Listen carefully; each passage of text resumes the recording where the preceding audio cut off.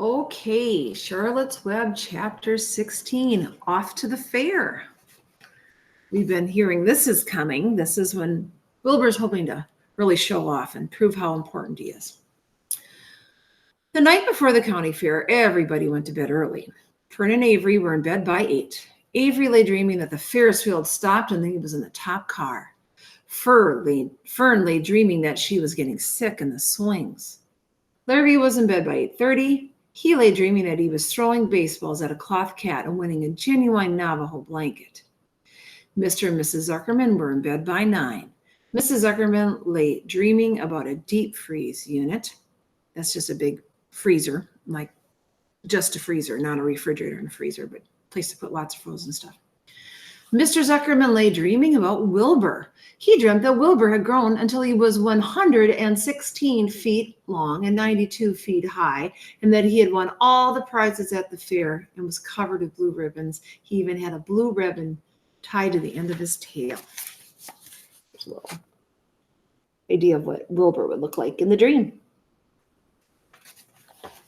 Down in the barn cellar, the animals too went to bed early, all except Charlotte. Tomorrow would be fair day. Every creature planned to get up early to see Wilbur off to his great adventure. When morning came, everybody got up at daylight. The day was hot. Up the road at the Arabel's house, Fern lugged a pail of hot water to her room and took a sponge bath. She put on her prettiest dress because she knew she would see boys at the fair. Mrs. Arabel scrubbed the back of Avery's neck and wet his hair and parted it and brushed it down hard until it stuck to the top of his head, all but about 6 hairs that stood straight up. Avery put on clean underwear, clean blue jeans, and a clean shirt.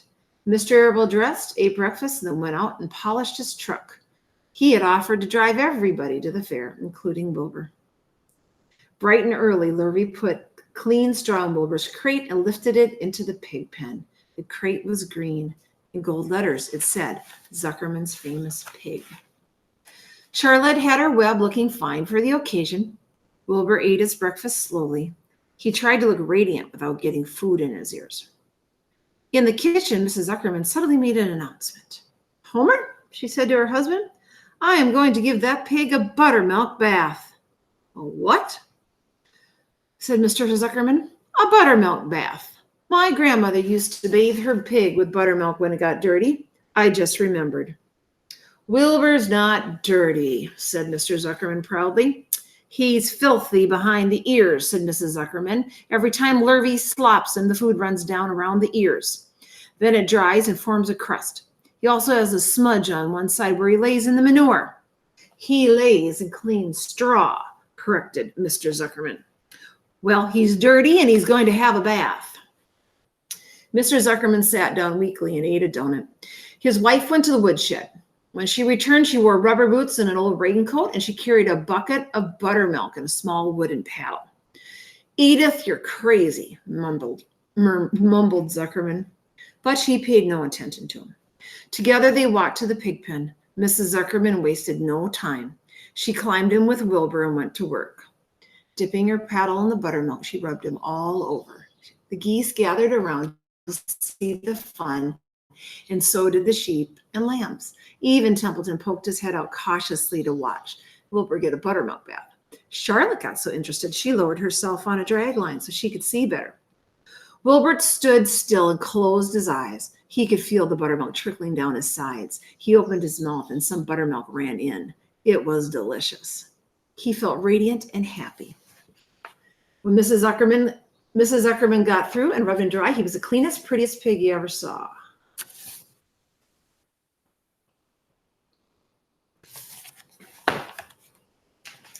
He was pure white, pink around the ears and snout, and as smooth as silk. The Zuckermans went up to change into their best clothes. Lurvy went to shave and put on his plaid shirt and his purple necktie. The animals were left to themselves in the barn. 7 goslings paraded round and round their mother. Please, please, please take us to the fair, begged a gosling. Then all 7 began teasing to go. Please, please, please, please, please, please. They made quite a racket. Children, snapped the goose, we are staying quietly at home. Only Wilbur is going to the fair. Just then Charlotte interrupted. I shall go too, she said softly. I have decided to go with Wilbur. He may need me. Somebody's got to go along who knows how to write, and I think Templeton better come too. I might need somebody to run errands and do general work. I'm staying right here, grumbled the rat. I haven't the slightest interest in fairs. That's because you've never been to one, remarked the old sheep. A fair is a rat's paradise. Everybody spills food at the fair. A rat can creep out late at night and have a feast. In the horse barn, you will find oats that the trotters and pacers have spilled. In the trampled infields of the grass of the infield, you will find old discarded lunch boxes containing the foul remains of peanut butter sandwiches, hard-boiled eggs, cracker crumbs, bits of donuts, and particles of cheese. In the hard-packed dirt of the midway, after its glaring lights are out and the people have gone home to bed, you will find a veritable treasure of popcorn fragments, frozen custard dribblings, candied apples abandoned by tired children, sugar fluff crystals, salted almonds, popsicles, partly gnawed ice cream cones, the wooden sticks of lollipops. Everywhere is loot for a rat. In tents, in booths, in haylofts. Why? A fair has enough disgusting food leftovers to satisfy a whole army of rats. Templeton's eyes were blazing. Is this true? He asked. Is this appetizing yarn of yours true? I like high living, and what you say tempts me. It is true, said the old sheep. Go to the fair, Templeton. You will find the conditions at the fair will surpass your wildest dreams. Buckets with sour mash sticking to them, tin cans containing particles of tuna fish, greasy paper bags stuffed with rotten. That's enough, cried Templeton. Don't tell me anymore. I'm going. Good, said Charlotte, winking at the old sheep. Now that there's no time to be lost, Wilbur must soon be put into the crate. Templeton and I must get into the crate right now and hide ourselves. The rat didn't waste a minute. He scampered over to the crate, crawled in between the slates, and pulled straw over him so he was hidden from sight. All right, said Charlotte, I'm next. She sailed into the air, let out a drag line, and dropped gently to the ground. Then she climbed up the side of the crate and hid herself in a knot hole in the top board. The old sheep nodded. What a cargo, she said. That sign ought to say Zuckerman's famous pig and 2 stowaways. Look out, the people are coming, umming, shouted the gander. Cheese it, cheese it, cheese it. That must be like right down. The big truck with Mr. Arable at the wheel backed slowly down to the barnyard. Lurvy and Mr. Zuckerman walked alongside. Fern and Avery were standing in the body of the truck, hanging onto the sideboards.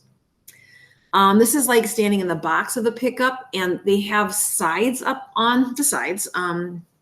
Not quite like a topper because the top is off. It's just a higher piece that you can add to the side of an old truck. Listen to me, whispered the old sheep to Wilbur. When they open the crate and they try to put you in it, struggle. Don't go in without a tussle. Pigs always resist when they're being loaded. If I struggle, I'll get dirty, said Wilbur. Never mind that. Do as I say. Struggle. If you were to walk into the crate without resisting, Zuckerman might think you were bewitched. He'd be scared to go to the fair. Templeton poked his head through the straw. Struggle if you must, he said, but kindly remember that I'm hiding down here in this crate and I don't want to be stepped on or kicked in the face or pummeled or crushed in any way or squashed or buffeted about or bruised or lacerated or scarred or biffed. Just watch where you're going, Mr. Radiant, when they get to shoving you in. Keep quiet, Templeton, said the sheep. Pull in your head. They're coming. Look radiant, Wilbur. Lay low, Charlotte. Talk it up, geese. The truck backed slowly to the pig pen and stopped. Mr. Arable cut the motor, got out, walked around to the rear, and lowered the tailgate. The geese cheered. Mrs. Arable got out of the truck. Fern and Avery jumped to the ground. Mrs. Zuckerman came walking down from the house. Everyone lined up at the fence and stood for a moment, admiring Wilbur and the beautiful green crate. Nobody realized that the crate already contained a rat and a spider. That's some pig, said Mrs. Arable. He's terrific, said Lurvy. He's very radiant, said Fern, remembering the day that he was born. Well, said Mrs. Zuckerman, he's clean anyway. The buttermilk certainly helped. Mr. Arable studied Wilbur carefully. Yes, he's a wonderful pig, he said. It's hard to believe that he was the runt of the litter. You'll get some extra good ham and bacon, Homer, when it comes time to kill that pig. Wilbur heard these words, and his heart almost stopped. I think I'm going to faint, he whispered to the old sheep who was watching. Kneel down, whispered the old sheep. Let the blood rush to your head. Wilbur sank to his knees, all radiance gone, his eyes closed. Look, screamed Fern, he's fading away. Hey, watch me, yelled Avery, crawling on all fours into the crate. I'm a pig, I'm a pig. Avery's foot touched Templeton under the straw. What a mess, thought the rat. What fantastic creatures boys are. Why did I let myself in for this? The geese saw Avery in the crate and cheered. Avery, you get out of the crate this instant, commanded his mother. What do you think you are? I'm a pig, cried Avery, tossing handfuls of straw into the air. Oink, oink, oink. The truck is rolling away, Papa, said Fern. The truck, with nobody at its wheel, had started to roll downhill. Mr. Arable dashed to the driver's seat and pulled on the emergency brake. The truck stopped. The geese cheered. Charlotte crouched and made herself as small as possible in the knothole so Avery wouldn't see her. Come out at once, cried Mrs. Arable. Avery crawled out of the crate on his hands and knees, making faces at Wilbur. Wilbur fainted away. The pig has passed out, said Mrs. Zuckerman. Throw water on him. Throw buttermilk, suggested Avery. The geese cheered. Lurvy ran for a pail of water. Fern climbed into the pen and knelt by Wilbur's side. It's sunstroke, said Zuckerman. This heat is too much for him. Maybe he's dead, said Avery. Come out of that pig pen immediately, cried Mrs. Arable. Avery obeyed his mother and climbed into the back of the truck so he could see better. Lurvy returned with cold water and dashed it on Wilbur. Throw some on me, cried Avery. I'm hot too. Oh, keep quiet, hollered Fern. Keep quiet. Her eyes were brimming with tears. Wilbur, feeling the cold water, came to. He rose slowly to his feet, and the geese cheered.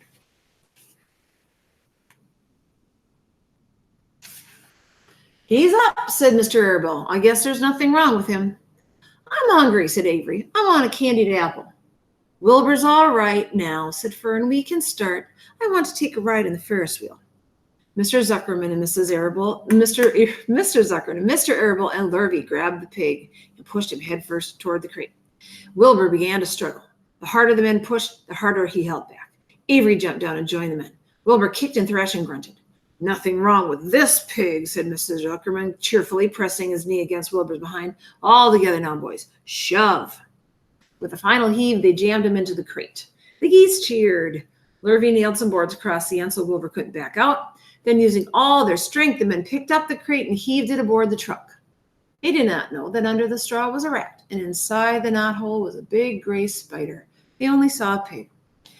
Everybody in, called Mr. Arable. He started the motor. The ladies climbed in beside him. Mr. Zuckerman, Lurvy, and Fern and Avery rode him back, hanging onto the sideboards. The truck began to move ahead. The geese cheered. The children answered their cheer, and everybody went to the fair. All right, that's the end of the chapter of going to the fair. The next one is called Uncle.